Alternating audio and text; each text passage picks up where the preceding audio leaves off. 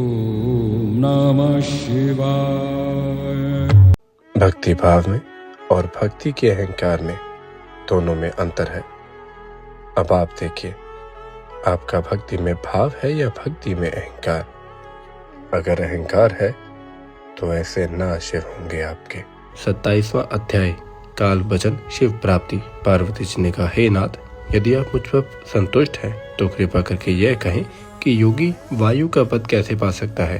यह सुनकर महादेव जी बोले, हे देवी सुनिए, दहली में रखे दीपक की तरह हृदय में स्थित वायु अंतर तथा बाहर दोनों तरफ प्रकाश करता है।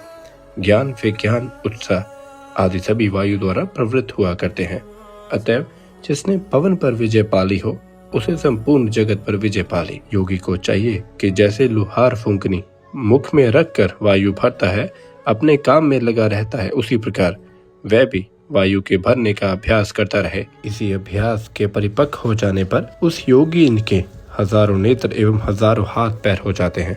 फिर वह सब ग्रंथियां घेर कर 10 उंगलियां ऊपर को उठ जाता है। प्राणायाम वह होता है जिसमें सिर एवं व्याहृतियों के साथ गायत्री मंत्र जपते हुए प्राण वायु का निरोध हो।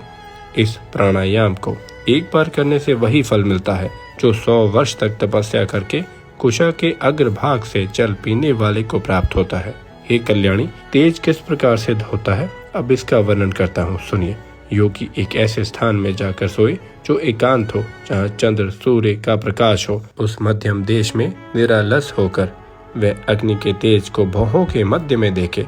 फिर हाथ की उंगलियों द्वारा नेत्र बंद करके 1 घंटा भर ध्यान परायण रहे।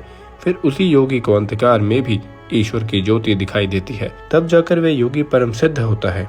उसे कारण प्रशम, आवेश, पर काया प्रवेश, अणिमा दुगुण, अणिमादि गुण, सिद्ध तथा मन द्वारा देखना, छिप जाना आदि सब कुछ प्राप्त हो जाता है। तब वह परमात्मा तत्व को जानकर मृत्यु से छूट जाता है। इससे बढ़कर कोई भी मोक्ष पाने का भिन्न मार्ग नहीं। हे कल्याणी, ध्यान योगियों को तुरीय गति प्राप्त होती है।